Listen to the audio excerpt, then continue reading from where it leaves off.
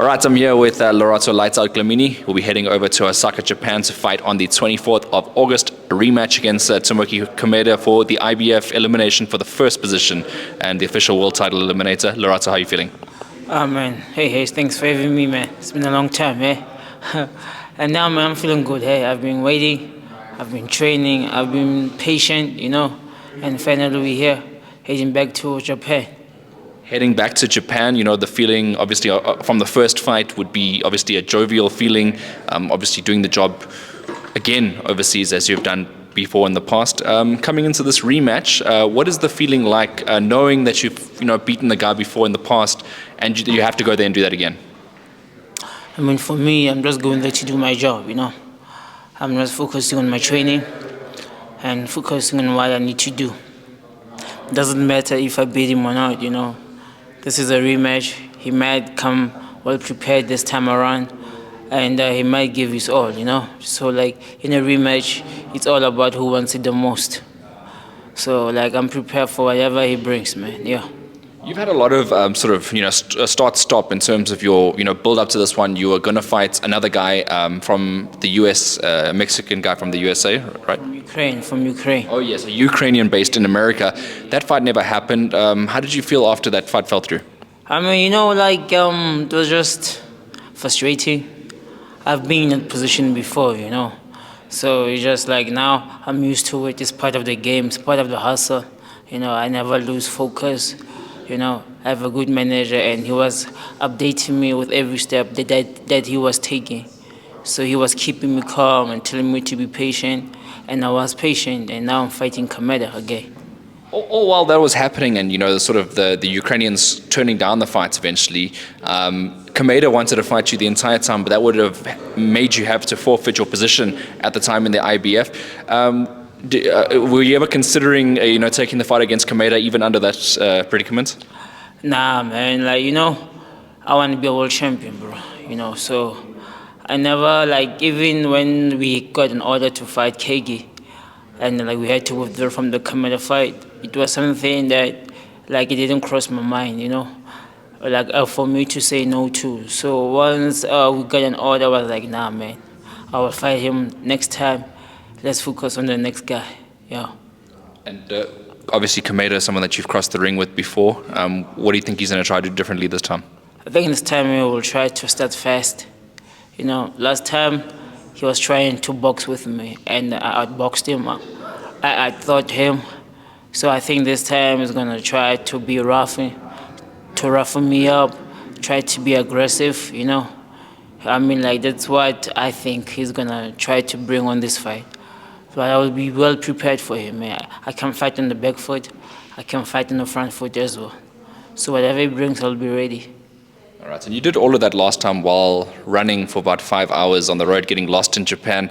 That surely can't happen again, right? Nah. This time around, we got the temps under our own conditions, So now we're going to stay in a hotel that has a gym inside, No more running outdoor, man. No more getting lost for 5 hours. Yeah. And I don't know if it's been announced there, but SA Boxing Talk will be on the road again, like we did with you in Saudi Arabia, where you pulled off a massive result against Dave Penaloza. Yeah, we're excited to obviously cover your journey and see what Japan is like. You get to show us a little bit more about what it's like that side.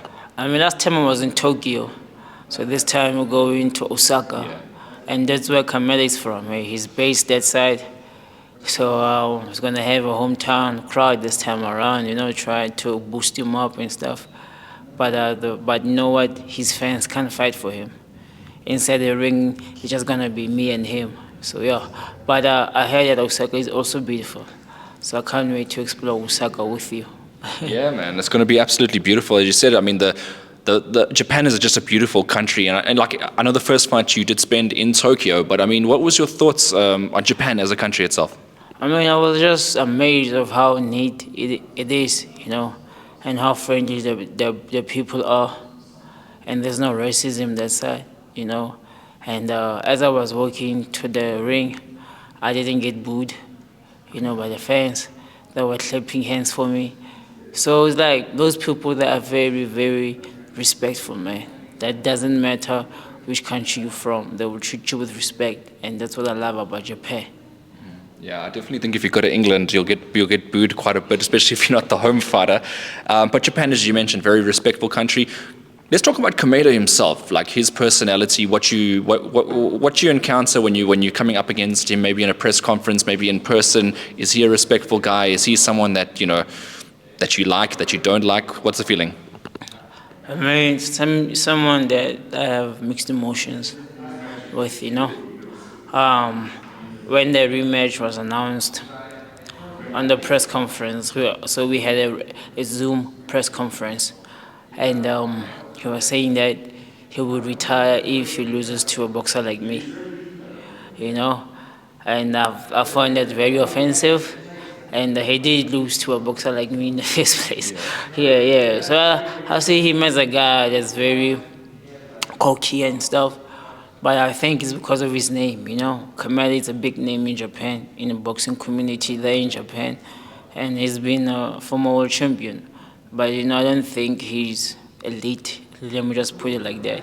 He looks good against guys who are not on his level, against guys who are rated number 300 and something on BoxRec, and that's when he looks good against those guys. But when he has to step up, it's a different story. So he is gonna lose against me, against a boxer like me, the second time around. Yeah. Yeah, no, but I think those comments also maybe trying to get in your head, trying to make like various things. Like I don't know, boxers they try anything they can.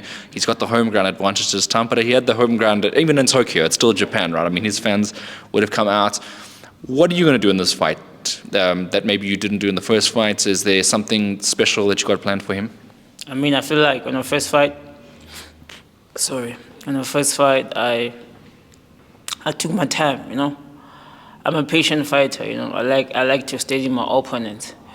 So for me, there's really nothing that I'm gonna change. Just be me, be Lerato Dlamini, and box the best way that I know how. Yeah. Is there a potential for Kameda to go lights out here in this fight? Obviously, I think so. I was telling Colin that I think I'm gonna stop him this time around. Yeah, I think so. I'm gonna be the first boxer to stop him. Yeah.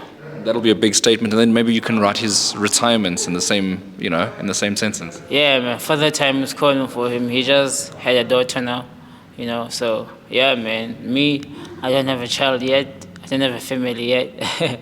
So for him, and his father time is calling for him. So I'm gonna send him straight to retirement after this fight. That's awesome. Of course, he's been busy there in Japan on his side with some of the South African fighters as well that have traveled there. I was questioning myself whether I was actually going to ask this in the first place because I didn't want to bring too much irrelevance to the situation. But let's just go for it. Were you surprised by the situation? I was. I was like when I first heard about it, I was like, wow, these people they really they're desperate. You know what I mean? And it just shows the level of commitment that they have going to the rematch, and how scared they are of me, And one thing that I know is that those guys that are there, they are not at my level, Nobody fights like me here, bro. Nobody moves like me. Nobody thinks like me, He took guys that are not even in the top 100, in the world, So oh man, it is what it is, man. Hopefully the guys they can learn a lot from Kameda camp and make money. I mean, we all have families to feed, so hopefully for them, they can learn, make money, but it's not gonna change nothing for Kameda. He's still gonna get beat. It's how he's gonna get beat that he should worry about. So yeah. Yeah, I was going to ask you about that because obviously you got a statement for Kameda that you want to make. Do you have a message for him directly? If he's listening. I don't think he understands English, but I will say it anyway. Hey, Kameda, hope that you're ready. Because I'm getting prepared for you. I will see you in Osaka.